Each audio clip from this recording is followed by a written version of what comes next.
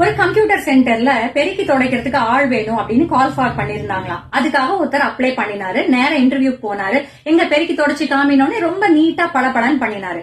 சரிப்பா, உனக்கு இமெயில் மூலமா தகவல் தரும், இமெயில் ஐடி சொல்லு அப்படின்னு உடனே, ஐயோ எனக்கு இந்த இன்டர்நெட் இமெயில் ஐடி எல்லாம் தெரியாதுங்கோ அப்படின்னு சொன்ன உடனே, அடடா கம்ப்யூட்டர் சென்டர்ல வேலை பாக்குறேன்னு சொல்லிட்டு அதெல்லாம் தெரியலன்னா எப்படி, யூ ஆர் ரிஜெக்டட் அப்படின்னு அமிச்சிட்டாங்க.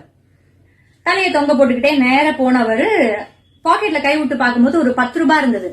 அந்த பக்கம் பார்த்தா ஒரு மொத்த வியாபாரி, காய்கறி மொத்த வியாபாரி இருந்தாரு. அங்க போய் நேர 10 ரூபாய்க்கு மட்டும் வெங்காயத்தை வாங்கிக்கிட்டாரு. வாங்கிட்டு அப்படியே போகும்போது ஒரு பெரிய அபார்ட்மெண்ட் வந்தது.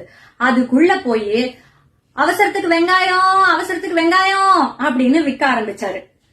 ஒரு அம்மா எட்டி பார்த்துட்டு, வெங்காயம் வேணும்னு நினைச்சேன், கரெக்டா வந்திருக்காரு அப்படின்னு எட்டி பார்த்தோன்னா, என்ன அது அவசரத்துக்கு வெங்காயம் என்னமோ வித்தியாசமா விக்கிறீங்க, வண்டி கிண்டி ஒண்ணுமே இல்ல அப்படின்னு.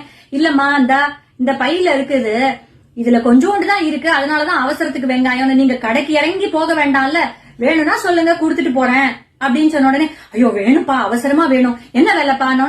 20 ரூபாய் கொடுங்க. தோ தரேன்பா அப்படின்னு 20 ரூபாய் கொடுத்து அந்த வெங்காயத்தை வாங்கிக்கிட்டாங்க. ஆக 10 ரூபாய்க்கு வெங்காயம் வாங்கினவருக்கு அப்படியே 100% ப்ராஃபிட் கிடைச்சிடுது இல்லையா? சோ இது நல்ல ஐடியாவா இருக்கேன்னு யோசிச்சவரு மறுபடியும் அதை கொண்டு போய் அதே கடையில கொடுத்தாரு. அதே மாதிரி காய்கறி வாங்கினாரு. அதே மாதிரி அவசரத்துக்கு காய்கறின்னு விற்க ஆரம்பிச்சு அது வாடிக்கையாகி கடைசியில நல்ல லாபம் கிடைச்சு ஒரு கடையே எடுக்கணுங்கிற அளவு வந்து நேர ஒரு பேங்க்குக்கு போறாரு. பரவாயில்லையே, நீங்க இந்த அளவு வளர்ந்துட்டீங்க, சரி உங்களுக்கு லோன் தானே வேணும், நீங்க இதெல்லாம் ஃபில்அப் பண்ணுங்க. ஐயா எனக்கு எழுத படிக்கலாம் தெரியாது, கொஞ்சம் நீங்களே பண்ணிடுங்க. என்னது எழுத படிக்க தெரியாதா? சரி ஓகே, இமெயில் ஐடி எல்லாம் அதான் தெரியாதுன்னு சொல்லிட்டேனுங்களே.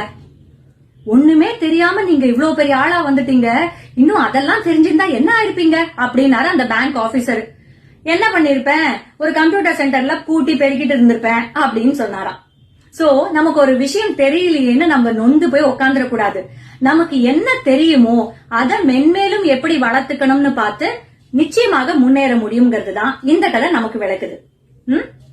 அதே மாதிரி யோசிச்சு நிச்சயமா முன்னேறலாம், நல்லதே நடக்கும்.